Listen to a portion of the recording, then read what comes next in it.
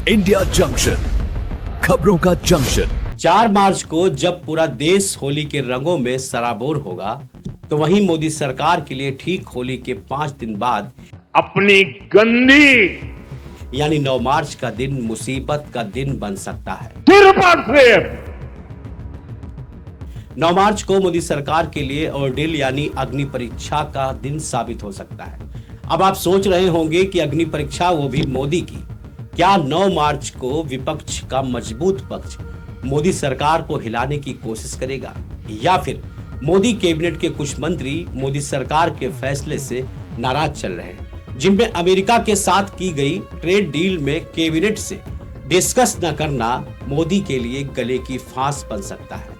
और सबसे बड़ा सवाल कि क्या अमेरिका के साथ हुई ट्रेड डील और एप्स्टीन फाइल के बीच के रिश्तों की कहानी को राहुल आने वाले 9 मार्च के दिन सदन में बड़े ही मजबूती के साथ उठाने वाले हैं। दूसरा है एप्स्टाइन फाइल्स।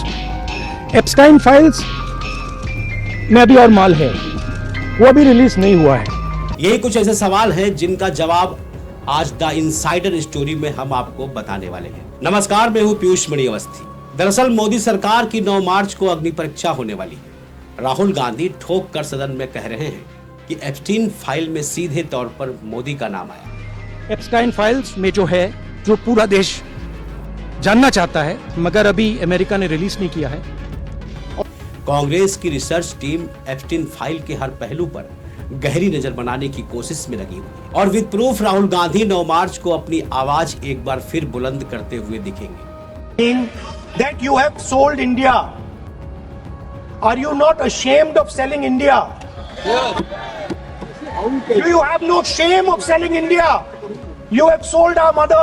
भोपाल में किसानों के बीच हुई रैली में राहुल गांधी ने जिस तरह से कल एप्स्टीन मामले को खास तौर से उठाया, वो राहुल गांधी या यूं कहें कि पूरे विपक्ष की उस पूरी तैयारी का वो गेटवे है, जिसका शो ऑफ शिवराज सिंह चौहान की धरती यानी भोपाल से राहुल गांधी ने जमकर किया है। फिलहाल कांग्रेस इस पूरे मामले पर पूरी तरह से मोदी सरकार के कच्चे चिट्ठे के रूप में आम जनता के बीच रखना चाहती है। तो वहीं अमेरिका के साथ हुई ट्रेड डील को लेकर भी विश्वस्त सूत्र बताते हैं कि मोदी की कैबिनेट में कई बड़े मंत्री नाराज दिख रहे हैं। इस बीच भाजपा के सीनियर लीडर सुब्रमण्यम स्वामी का एक बयान है जो आग में घी डालने का काम कर रहा है। उन्होंने साफ तौर पर मोदी को ही नसीहत दे डाली है कि इसमें पहले एप्स्टीन कांड बर्बाद करे, मोदी को इस्तीफा दे देना चाहिए। मतलब साफ है कि मोदी पर इस तरह 2 दबाव पड़ रहे हैं। एक तरफ तो समूचा विपक्ष एप्स्टीन फाइल मामले को लेकर कैबिनेट मिनिस्टर हरदीप पुरी का इस्तीफा चाहता है, जो मोदी सरकार की पॉलिसीज को डिस्कस करने के लिए एप्स्टीन से 2014 से लेकर 2017 के बीच कई बार मिले थे, जिसमें सीधे तौर पर हरदीप पुरी के इस्तीफे की मांग को लेकर विपक्ष अड़ा हुआ है और मोदी अपने इस मंत्री का बचाव करते दिख रहे हैं। तो दूसरी तरफ भाजपा के अंदर भी इस पूरे मामले को लेकर गोलबंदी शुरू हो गई है और ये दबाव झेलना मोदी के लिए कोई आसान नहीं है, क्योंकि 2014 से अब तक की मोदी के लिए सबसे बड़ी मुसीबत एप्स्टीन फाइल, उसके मेल और अब आने वाले समय में तमाम अन्य दस्तावेज के खुलासे मोदी और केंद्र में भाजपा की सरकार के लिए गले की फांस बन चुका है। लेकिन मोदी इस पूरे मामले को विपक्ष की चाल बताते हुए अपने बचाव में जुटे हुए।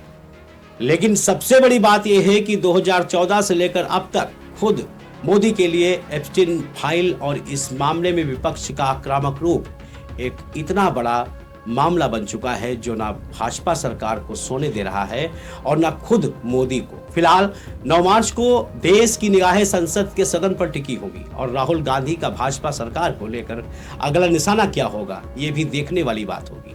द इनसाइडर स्टोरी में फिलहाल इतना ही। हम फिर हाजिर होंगे देश के और तमाम बड़े मुद्दों के साथ। तब तक देखते रहे इंडिया जंक्शन।